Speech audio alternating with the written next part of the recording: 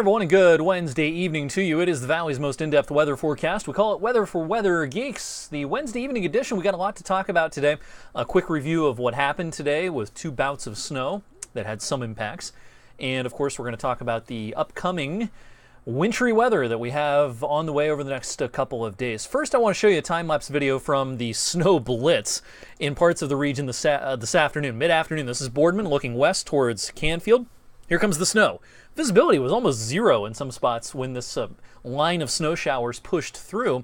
Very impactful as far as reduced visibilities, but it came in the middle of the afternoon in March with temperatures in the mid-30s, so it really had a hard time sticking on paved surfaces, even though the snowfall rates were pretty impressive there for a few minutes.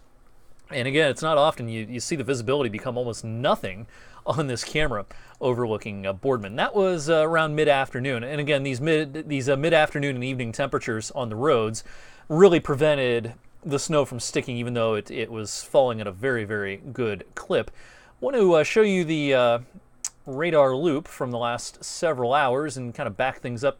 Right here is where that line of snow showers moved through. Stretching from Cortland down through Youngstown, Boardman, Poland, Columbiana, and then over into eastern parts of Columbiana County at about 3:30. It then went into parts of Mercer and Lawrence counties again, where you see kind of this yellow coloring around New Wilmington, right around 4 o'clock this afternoon. That's some hefty snow. It didn't last long, but it was impressive. The visibility was greatly reduced. This came on the heels of what was kind of a surprise when I woke up this morning and saw that Hermitage had 3-4 inches worth of snow in other parts of Lawrence and Mercer counties, and far eastern Trumbull, Mahoning, and Columbiana counties also picked up a little blitz of snow first thing this morning. This was a line of snow showers and squalls that decided to pop up along a weak boundary and dropped a couple of inches. It was beautiful. It stuck to everything, stuck to the trees, and travel impacts were fairly minimal. This was, before dawn, and it didn't stick real efficiently on the roads. But it was surprising the accumulations that did occur earlier on today, before daybreak, especially in western PA. Quick look at our nor'easter, and speaking of snowfall rates, I mean, some of this stuff's been incredible today. Where you see this yellow sitting right over Philadelphia a few hours ago, mid-afternoon, I mean, that's like snowfall rates of 3-4 inches an hour. I mean, and there was tons of thunder snow in here.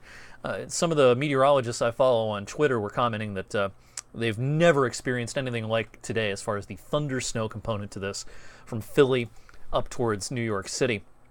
And another great way to look at this is the infrared satellite picture. Just a textbook nor'easter blowing up off the coast of the Mid-Atlantic region and spewing the moisture back into the cold air across New England. Very difficult forecasts with this.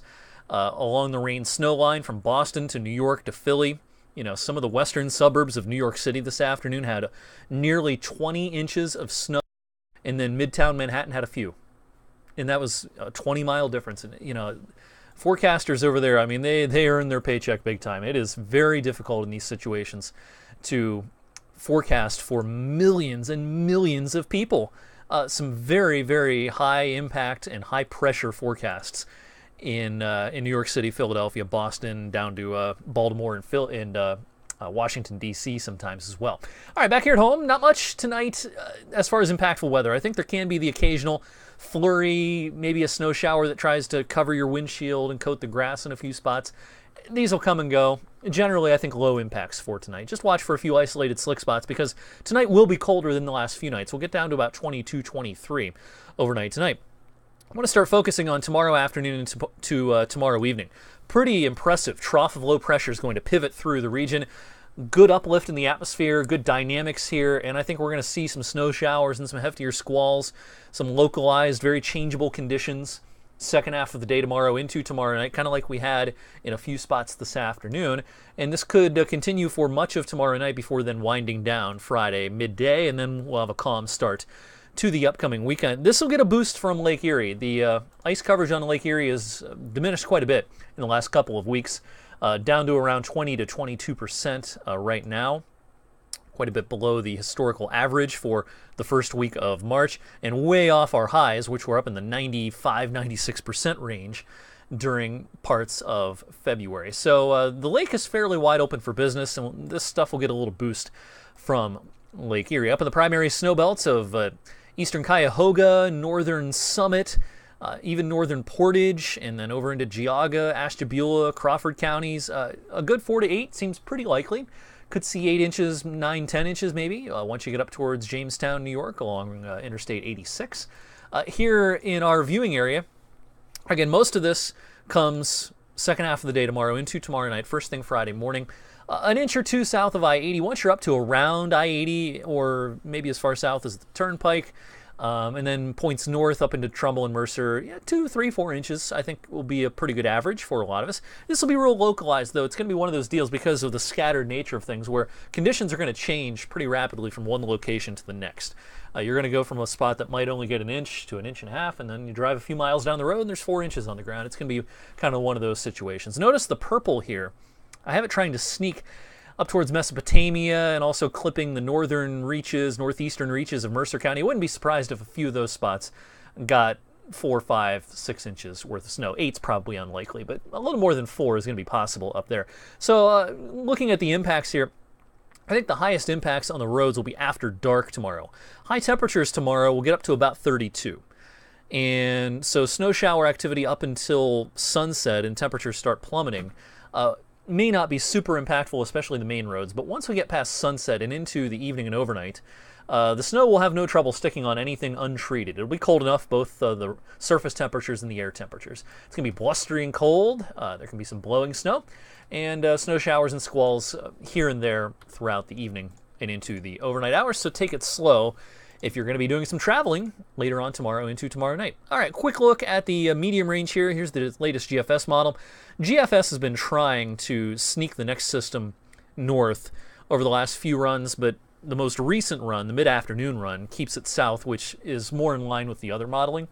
So I have a dry forecast for Sunday and Sunday night. We're going to keep an eye on this, but right now odds favor this thing staying to our south Sunday and into Sunday night. Could be some snow in the mountains of West Virginia, Blue Ridge Mountains, but don't think we see many impacts at all here. And New England's going to be watching this one carefully again. A place like Boston could get hit with more snow, their third nor'easter in a couple of weeks.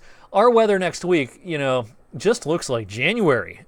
We've got a fast northwest flow here, picking up moisture over the lakes. This is a weather map I show you in January a lot. It's going to be cold. I mean, we're going to have our time getting above freezing a lot of these days with wind chills down in the 20s. And I've been remarking occasionally over the last few days that the midweek or the mid-month warm-up, I should say, that I've been talking about looks brief now. Here's our chill next week, cold compared to average, east of the Rockies, middle of next week.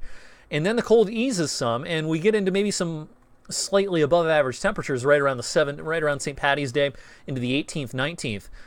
It's just a couple or a few days, though. A lot of the modeling here, including what I'm showing you, brings the cool weather back as we head towards the final 10 days of the month. So looks like we had March and February. We're going to have February and March, just like last year. Now, the good news is, maybe, last April was warm. So maybe after a chilly March, we'll have a warm April this year as well. We can only hope. That's tonight's weather for Weather Geeks. I'll see you back here tomorrow night. Download the Storm Tracker 21 app if you haven't done that already. I'll keep that thing updated throughout the evening, and I'll see you tonight, hopefully, on 21 News at 11.